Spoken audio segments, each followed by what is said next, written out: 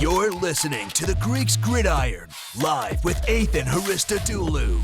What's up, everyone, and welcome back to the Greeks Gridiron and to the second half of my picks for week number 7 in the USFL. We got a couple of games to talk about this Sunday. If you did not already, at the end of this video, make sure you check out my Saturday picks as well, where I go over Saturday's games. I give you my breakdowns of the games, who I think is going to win, a rough score prediction, all that and more. But make sure you comment down below. Let me know who you think is going to come out winners and why. And let's dive right in, shall we? Beginning with a game that has a lot of playoff implications on the line with it. We have the Houston Gamblers heading down to Memphis, Tennessee to take on the Showboats. This one's at 2:30 p.m. Eastern time. You can catch it on the USA Network if you're looking to watch. The Gamblers come in on a massive 4-game winning streak right now, sitting at second place in the South Division. And then you have the Showboats, who are riding a 3-game winning streak that I don't think anyone saw coming just a few weeks ago, and they are riding high as well. This division is tight, and this game specifically has a lot of playoff implications involved. Like I mentioned, the Gamblers are currently sitting at second in the division. The Showboats are currently sitting at number 4. Now, depending on what happens in the Breakers and Stallions game on Saturday, let's just say hypothetically, if the Stallions win and the Gamblers win, that can put them right into that first place spot. Now, if the Gamblers drop this game and then say the Breakers lose, the Stallions win, and obviously you're losing to the Showboats here, you fall from second all the way to 4th in this division. That is problematic for the Gamblers. So you need to come out victorious in this game if you want to control your own destiny. And obviously the Showboats here fighting for a shot at the playoffs, you want to simply come out and win regardless of whatever else is happening this week. But a lot is on the line for this Gamblers team here. And speaking so much of them, we'll start looking into what I think they need to do this week. Offensively, obviously Mark Thompson is going to eat, but I think you really should try to focus more so on trying to beat the Showboats through the air. They've actually been pretty solid against the run, but they struggle against the pass. They're allowing about 208 yards per game, which is second most in the league this year. And one thing you really need to prepare for, speaking of trying to beat them through the air, is that pass rush of the Showboats, which has really caught fire the last few weeks. They currently have 16 sacks this season, which is tied for the most in the USFL. Trying to beat them through the air is definitely going to be a little bit of a challenge, but I would say that the Gamblers' offense, the way they've designed things and how much you have to respect Mark Thompson, should open some things up in the passing game.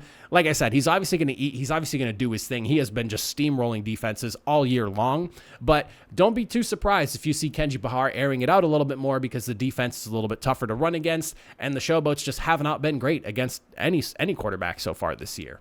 As for the defensive side of things for the Houston Gamblers, one thing I think they should really focus on is going after the football. The Showboats are riding a wave of forced turnovers on the defensive side of things, and they have not really been making mistakes. They've been doing a good job of protecting the football for the most part, and I think that's a big reason as to why they're currently riding this 3-game winning streak. So I think if you want to take down the Showboats, their defense has clearly been opportunistic. You want to match that aggressiveness. You want to match that opportunist mindset that it seems to be, encapsulating the defense right now for the Showboats here. You do not want to fall into a situation where, maybe you get yourself into 1 or 2 turnovers and, you haven't really done much to stop the Showboats offense. I think going after the football is definitely a big, important piece when facing this Showboats team right now, because we know at this very moment that this Showboats team is probably going to get themselves a turnover or 2. So your defense should look to be just as aggressive.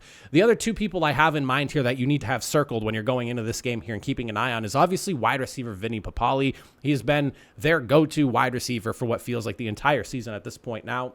He's leading the way in terms of receiving and everything you could think of for a receiver on this team. And also keeping an eye on running back Juwan Washington. He had 20 attempts for 71 yards last week, which is the best rushing performance that this team has had pretty much this entire season at this point. Alex Collins literally still leads the way in rushing for the Showboats this year, and he hasn't played in like 3 weeks or a month now at this point, something like that. So seeing Juwan Washington find some success in that running back room for the Showboats, not necessarily saying that that's going to be a constant thing we're going to see going forward, but clearly something was right in that formula when they were utilizing him last week. So just keep an eye on him when he's in the backfield. Expect to see him maybe get the ball a few more times, especially since they were willing to hand it off to him 20 times total last week. Just keeping an eye on him. But Vinny Papali, definitely somebody you need to identify where he is on the field at all times, because he is that go-to guy for the Showboats. Now, speaking of the Showboats offense, flipping over to their side of things, offensively, this is a game for quarterback Cole Kelly to shine in. The Gamblers, I had mentioned the Showboats passing defense. The Gamblers are no better. In fact, they're actually a little bit worse in terms of yards per game. They allow 215 yards per game right now to quarterbacks, and that is the most in the USFL. If there was ever a game for Cole Kelly, who has been very steady the last few weeks, I think he's done a solid job. I don't want to sit here and say he's had a great job, though, because there are some plays that I feel maybe get left a little bit on the table. But ultimately, this is a game for Cole Kelly to really step up and have himself a game in. On top of that, one thing I really need to see from this team, and I'm kind of scratching my head as to why this happened, but Ryan McDaniel seems to not be getting as much attention and the ball being thrown his way as often. Maybe that's just a thing between him and Cole Kelly, but he only had one target last week, and Ryan McDaniel at one point was kind of breaking out as a star wide receiver for the team. Not sure what happened there, but I think that he does have the ability to be a strong complementary piece to Vinny Papale. Get the ball in his hands. I think he could open things up for you ultimately. I like what Vinny Papale's been doing, don't get me wrong, but he's not a one-man show. I don't think he can be like that elite guy by himself. He needs some help there, and Ryan McDaniel, I think, could be the excellent complementary piece to Vinny Papale's game.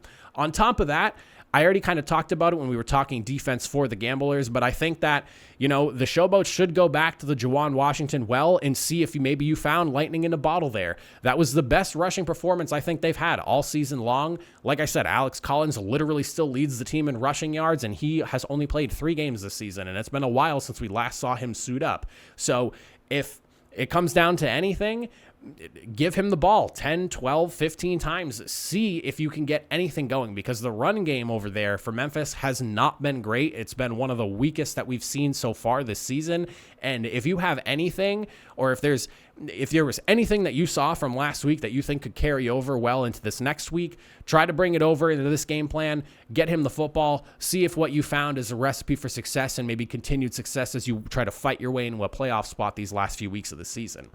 As for the defensive side of things, obviously you want to respect what Kenji Bahar is doing, but you have got to sack the box against Mark Thompson. I think you want to try to get creative with your defensive formations in this game here. Make the Gamblers uncertain about wanting to run the football as often as they have. Don't be afraid to stack the box with some disguises. Make it look like you're going all in for a run, but maybe you're dropping more guys into coverage than maybe the offense is expecting when they see you line up that way. But try to get creative with what you're doing there, because Kenji Bahar, he can throw the ball well, but you want to try to deter the Gamblers as much as possible from just feeding Mark Thompson, because he has been absolutely bulldozing defenses this year. He is not afraid to fight his way into the end zone.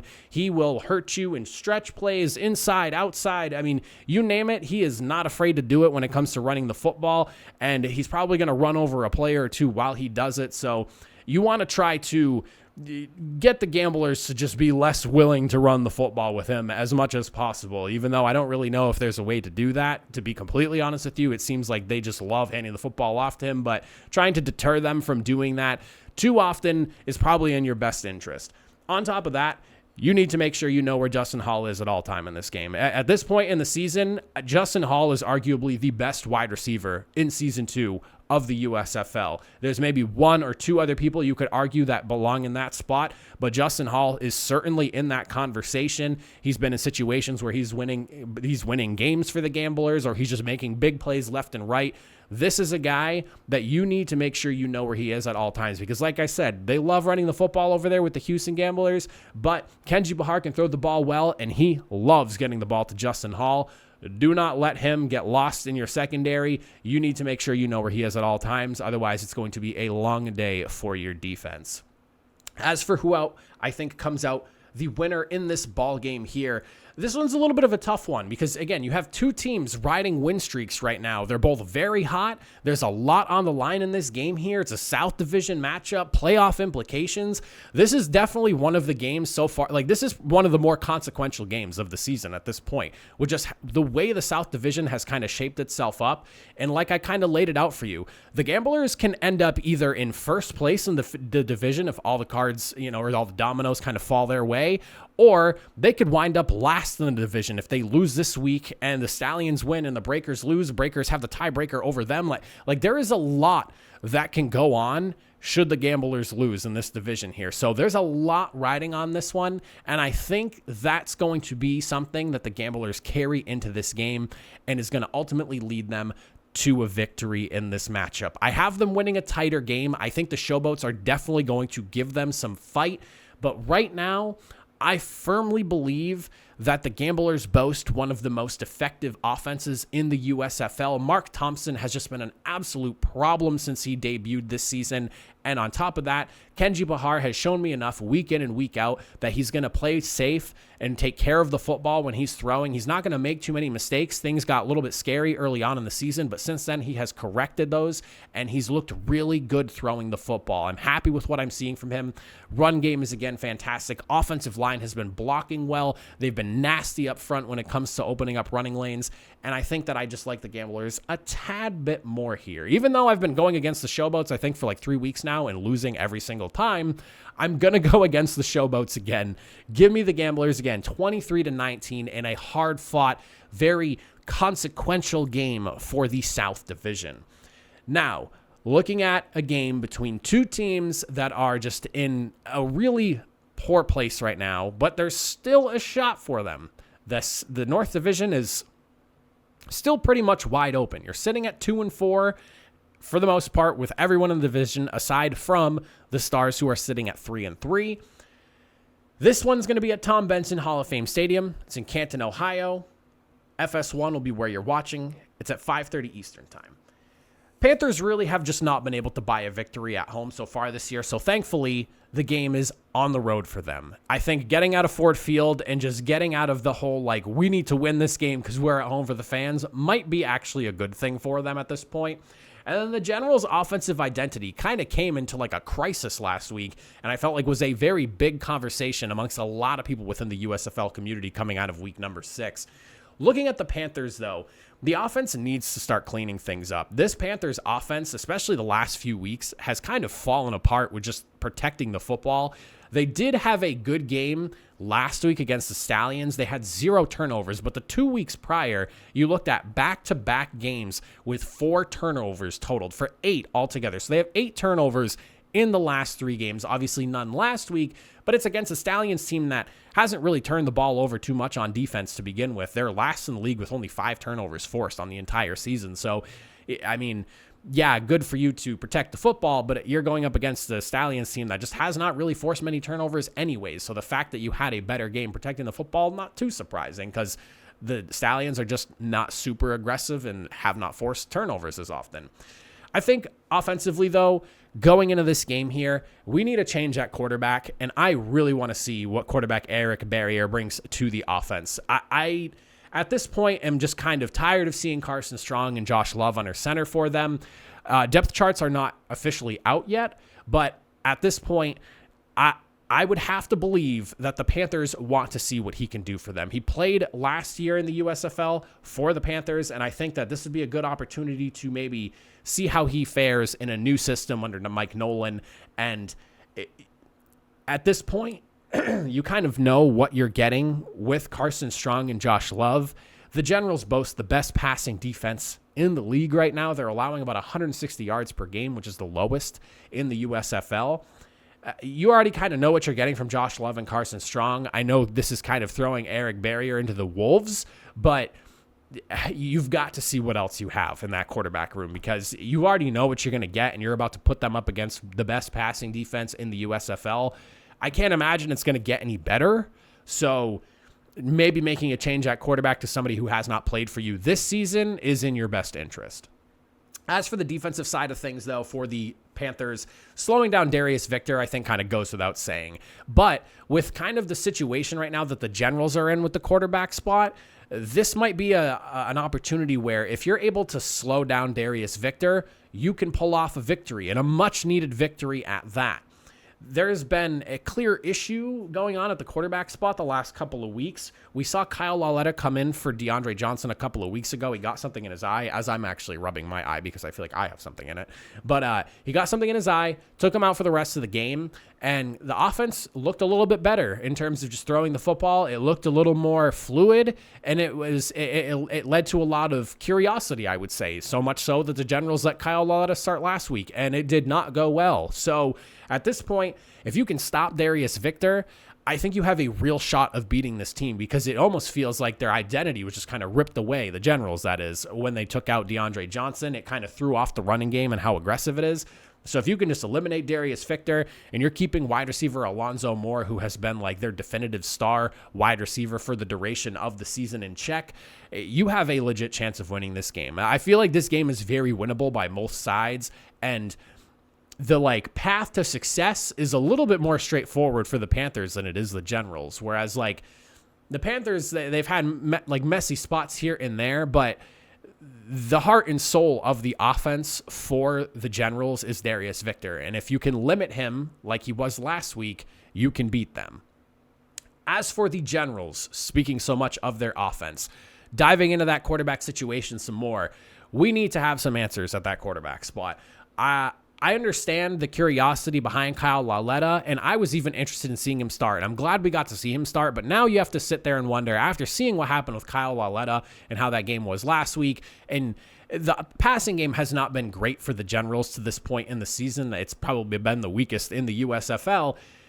We need some answers at quarterback. And one of the burning questions that I have here, because he's been sitting on the inactive list now for a few weeks, is what the hell happened with Dakota Prukop, and why are we not trying to revisit him as the starting quarterback after what he did when he came in against the Stallions in week 1? I don't know what led to the whole him being just brought to the inactive list, and that's pretty much it. He got jumped by Kyle Lauletta in the depth chart, and that was that. I don't know what happened there, but that is a question that I have had literally all season long. And listen, I was as excited as anyone to see DeAndre Johnson as QB1 for the Generals coming into the season. I'm a little disappointed in the way the passing game has looked, but they have absolutely lit it up on the ground when things are rolling for them. The dual threat quarterback combined with Darius Victor has been really good for this team. But since you've gotten to the point now where you're like, okay, this passing game is just not working for us with DeAndre Johnson, and you have Kyle Lauletta come in and he has the game that he has, we haven't heard anything about Dakota Prukop being brought up. I feel like I have not heard about him since he got put on the inactive list. Why is he not being given an opportunity? Because what he did to the Stallions defense when he came in was very impressive, and I would have loved to have seen more from him. I don't understand. He's young. He's hungry. This is the exact type of guy that wants to be in the USFL and be able to make an impact. And for some reason, he's not getting his shot. And I would love to know the reason why. On top of that, speaking of all the running game talk, on top of the quarterback situation, this will be a good opportunity for you to get right. Darius Victor last week held to probably his worst game of the season, and it ultimately ended in a loss because of it. Thankfully, though, for the Generals, the Panthers struggle against the run. They're allowing 125 yards a game, which is the third most in the league, one of, I believe, 3 or 4 teams that are allowing over 100 yards per game. So with that in mind, this is a good opportunity. I still think the Generals have one of the best run-blocking offensive lines in the USFL. They're very good at paving the way for Darius Victor, so this is a good get-right game opportunity for them here. It's just going to really come down to what does this passing game look like this week? Who's going to be under center, and how are things looking? I think if DeAndre Johnson plays, I think the running game is going to look a lot better, and I think you could take advantage of that against the Panthers.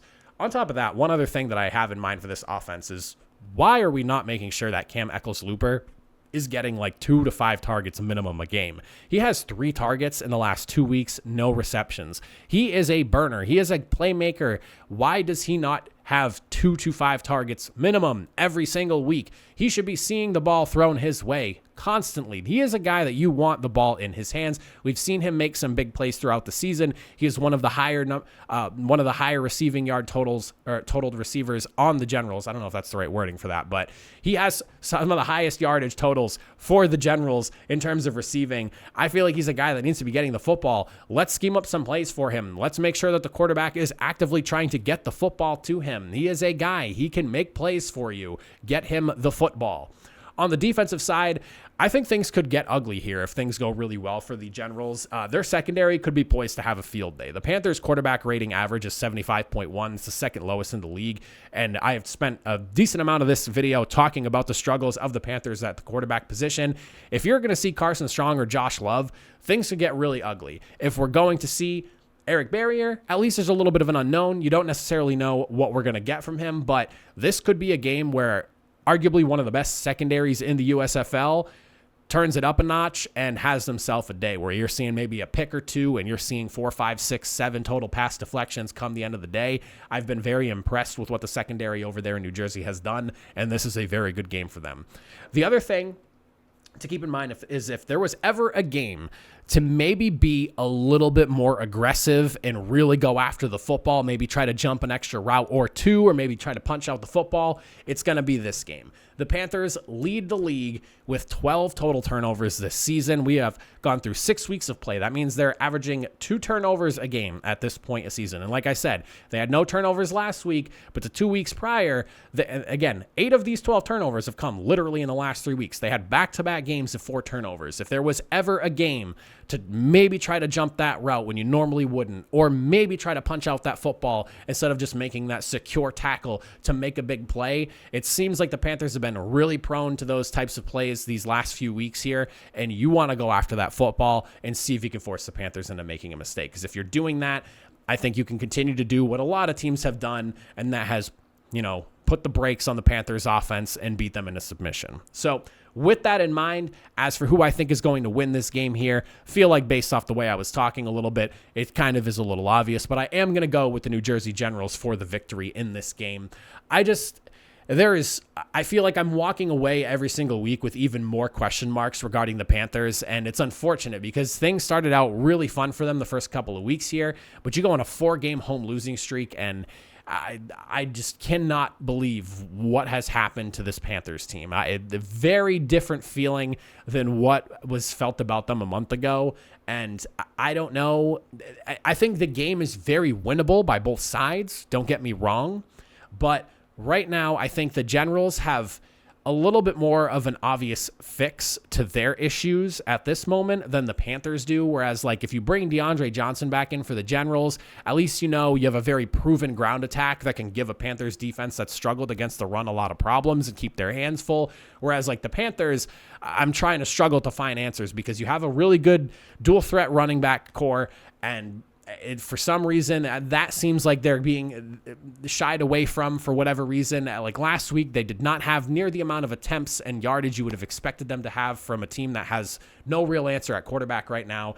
If I'm the Panthers, I'm just all in on my running backs and, trying to limit the amount of passing attempts we're taking, similar to what the Generals are doing with their quarterback questions. It just feels like the Generals at least know what their identity is. They just went away from it last week. So if you bring back DeAndre Johnson in, maybe things just get back to kind of what you were doing before, ground and pound, great defense, and you at least have a recipe for success or potential success. Whereas like the Panthers right now, I just don't really know what to make of them. And I hate that, but that's just kind of where I am with the Panthers right now. So give me the Generals. I have them winning 20-10. I think the defense of the Generals has himself a really good game here, especially that secondary. They have a really good group of guys over there led by DJ Daniel, and I'm a little bit concerned about what it's gonna look like for the quarterback room and the ultimate numbers for the passing game of the Panthers come the end of regulation. But that's it for me. If you made it to the end of this video, I greatly appreciate it.